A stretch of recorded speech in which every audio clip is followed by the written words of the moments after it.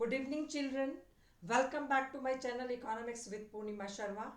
Hope you all will be good and busy in the preparation of your board examination, which are very close to you, right? And I want to just convey one information to you. These days, there is no important concept, right?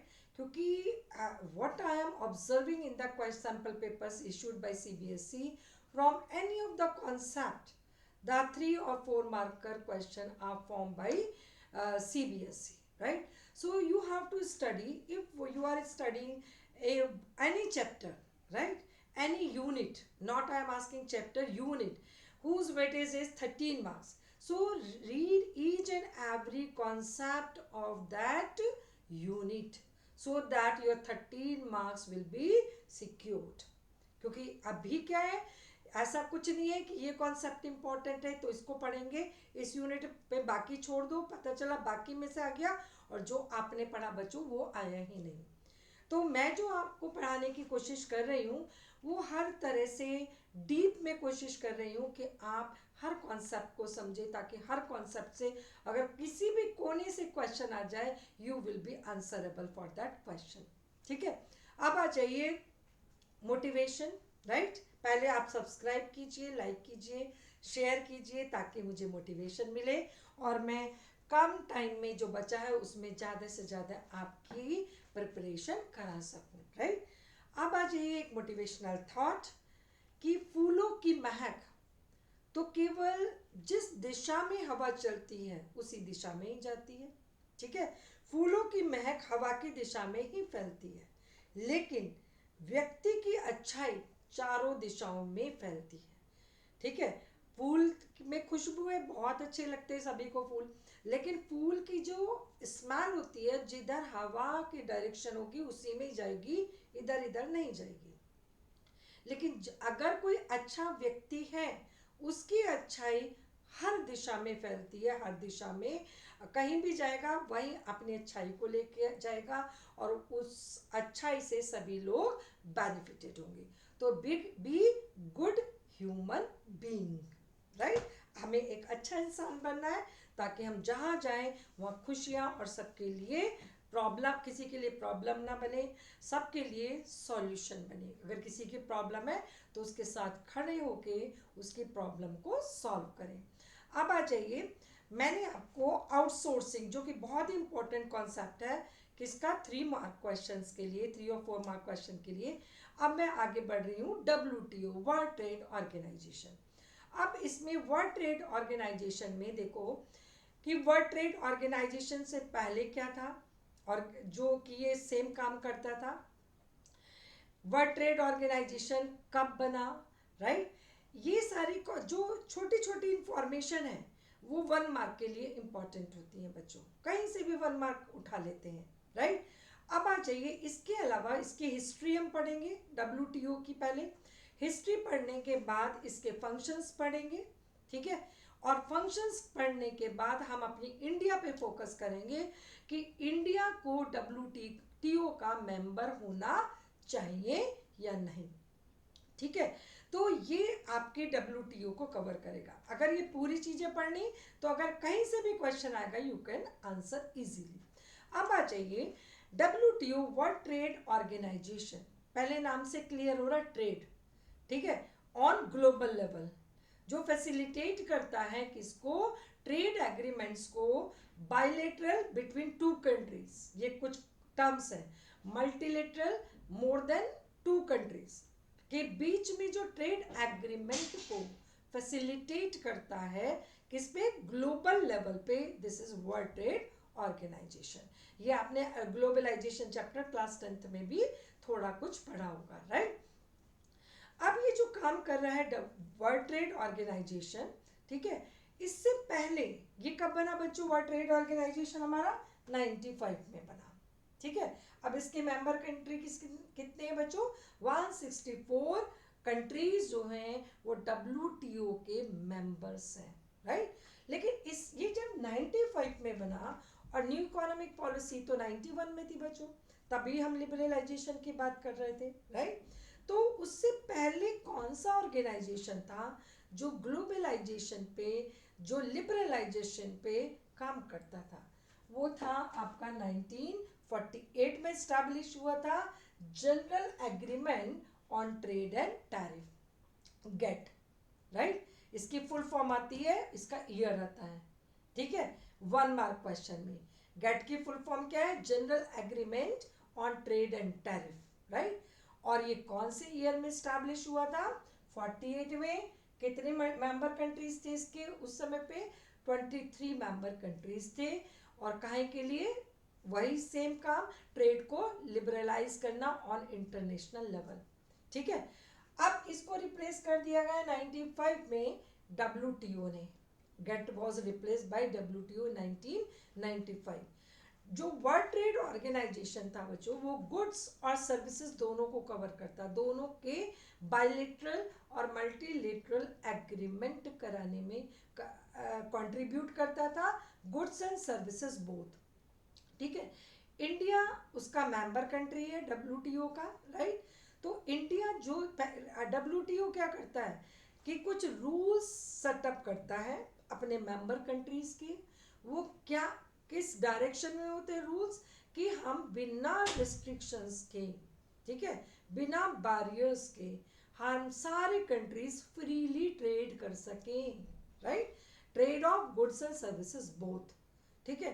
तो अब उसके कुछ rules बनाता है WTO, ताकि सब country, member countries उसको follow करें और फॉलो करके फ्रीली ट्रेड करें without any restrictions on import and export of goods and services, ठीक है। तो इंडिया जो है हमारा मेंबर कंट्री है WTO का, और जो रूल्स गवर्नमेंट ये WTO बनाता है उसको फॉलो करता है, उसको ध्यान में रखते हुए अपनी पॉलिसीज बनाते हैं। हम किसी को सपोर्ट नहीं करते, किसी को पे बैरियर्स नहीं लगाते, मिनिमाइज करते। तो ये, और WTO डेवलपिंग कंट्रीज के इंटरेस्ट को भी आगे ले जाता है, सामने रखता है, राइट, क्योंकि इंडिया भी क्या है, डेवलपिंग कंट्रीज है। अब आ जाइए WTO के फंक्शंस क्या क्या हैं, ठीक है। WTO पहले तो मल्टीलेटरल एग्रीमेंट, बायलेटरल एग्रीमेंट को एग्रीमेंट को फैसिलिटेट करता है between the countries on global level, ठीक है। पहला काम उसके एग्रीमेंट। अब दो कंट्रीज सपोज ट्रेड करना चाह रहे हैं, तो उसके ट्रेड में बीच में WTO आता है, उनका एग्रीमेंट कराता है, राइट। तो पहला काम WTO का ये हुआ बच्चों। नेक्स्ट है आपका रूल्स बनाता है, ठीक है, ताकि अननेसेसरीली कुछ कंट्रीज अपने ट्रेड पर बैरियर्स ना लगा सकें, अपने प्रोड्यूसर्स को प्रोटेक्शन ना दे सकें। तो कुछ रूल्स बनाता है जिसको फॉलो करना सभी मेंबर कंट्रीज के लिए जरूरी है। All member countries are abide with the rules form by WTO to liberalize foreign trade on global level of goods and services both. तो ये सर्विसेज को भी कवर करता है, जैसे बैंकिंग हुआ, इंश्योरेंस हुआ, ट्रांसपोर्टेशन हुआ, इन सर्विसेज को भी कवर करता है WTO। और क्या करता है? And to enlarge the production and trade of services. अगर सर्विसेज का भी ट्रेड बढ़ेगा बिटवीन द कंट्रीज, तो डेफिनेटली उसका प्रोडक्शन भी बढ़ेगा। तो क्या हुआ? It enlarge the production of and trade both, ठीक है, ऑफ सर्विसेज ऑल्सो, क्योंकि ये WTO not only cover the goods but it also covers the services, ठीक है। नॉन विजिबल गुड्स में सर्विसेज। अब आगे WTO क्या काम करता है? अब पता है कि अर्थ, पूरे अर्थ पर जो रिसोर्सेज है वो लिमिटेड है। इट्स नॉट कंट्री स्पेसिफिक कि इंडिया में कम है तो US में ज़्यादा है, नहीं। पूरे अर्थ पर जो रिसोर्सेज हैं, that is the universal truth, the earth has limited resources, और these resources should be used, utilized economizingly, ठीक है। अगर मान लो हम ट्रेड करते हैं बिटवीन द कंट्रीज, तो जो रिसोर्सेज इंडिया में है वो इंडिया प्रोड्यूस करे, और सपोज एक्स को इंडिया प्रोड्यूस करे क्योंकि रिसोर्सेज आर अवेलेबल, ठीक है। And US can produce Y because the to produce Y US has enough resources, enough, ठीक है। यहाँ पे वाई के रिसोर्सेज बहुत लिमिटेड है, अगर हम वाई को प्रोड्यूस करेंगे तो रिसोर्सेज डिप्लीट हो जाएंगे, और यूएस अगर एक्स को करेगा तो उसके पास एक्स के प्रोडक्शन के रिसोर्सेस नहीं है, तो उसका वो रिसोर्स कम हो जाएगा, डिप्लीट हो जाएगा। तो हम क्या करेंगे, ये जो ट्रेड एग्रीमेंट है कि फ्रीली ट्रेड करो, इंडिया एक्स बनाए बच्चों और यूएस वाई प्रोड्यूस करे, और हम दोनों क्या करें, हम एक्स एक्सपोर्ट कर दें और यूएस हमको वाई एक्सपोर्ट कर दें, है ठीक है। तो क्या होगा, हमारे रिसोर्सेस का बेस्ट पॉसिबल यूटिलाइजेशन होगा, और क्या होगा, इकोनॉमाइजिंग ऑफ रिसोर्सेस। और जब रिसोर्सेस का इकोनॉमाइजिंगली हम यूज करेंगे तो एनवायरनमेंट भी प्रोटेक्ट होगा, ये लास्ट फंक्शन हो गया, it take care of the environment also, क्योंकि अगर रिसोर्स डिप्लीट होंगे तो हमारा एनवायरनमेंट डिग्रेड हो जाएगा, ठीक है। तो as we are using the resources available on this planet earth, right, according to its availability, right, तो क्या होगा कि resources will be available for us for a long period, और it could save our environment too. तो ये क्या हो गए बच्चों इसके फंक्शंस, पहले हिस्ट्री बताई, इससे पहले क्या था, फिर हमने WTO का थोड़ा बताया, कितने मेंबर कंट्री 164, ये फिर अगेन 1 मार्कर है, कौन से ईयर में स्टैब्लिश हुआ, 1995 में, 1 मार्कर है। इसकी full form World Trade Organization, ये तो बहुत कॉमन है, राइट। अब इंडिया भी इसका मेंबर है, राइट। क्या करता है ये, मल्टीलेटरल और बाईलेटरल ट्रेड एग्रीमेंट को फैसिलिटेट करता है, किसका, गुड्स एंड सर्विसेज बोथ, दोनों का। और फिर हमने उसके फंक्शंस पढ़े, ठीक है। अब आ जाइए इसका लास्ट टॉपिक WTO का, कि आपका इंडिया को इसका मेंबर कंट्री होना चाहिए या नहीं, ठीक है। India should continue to be the member of WTO, right और नॉट, राइट। अब कुछ हम देखते हैं, अपने 10th में अगर एग्जाम्पल याद होगा कि USA use to give the subsidies to farmers, और जब वो यूएस अपने फार्मर्स को बच्चों सब्सिडीज देता है तो यूएस के फार्मर क्या करते हैं, could sell their surplus output, export their surplus output in developing countries at lower price, and which could be the problem for the farmers of developing economy. उनका आउटपुट नहीं बिकेगा, उनको तो गवर्नमेंट ने सब्सिडीज दे दी, ठीक है, जिसके कारण वो डेवलपिंग कंट्रीज में लोअर प्राइस पे बेच रहे हैं, राइट। लेकिन जो डेवलपिंग इकोनॉमीज हैं वो सब्सिडीज नहीं दे रहे हैं, they are the member of WTO, और प्रोटेक्शन नहीं देना है, market is for fit, right. तो क्या होगा, जो फार्मर्स हमारे डेवलपिंग इकोनॉमीज के हैं उनको मार्केट नहीं मिलेगा, वो अपनी आउटपुट को नहीं सेल ऑफ कर पाएंगे।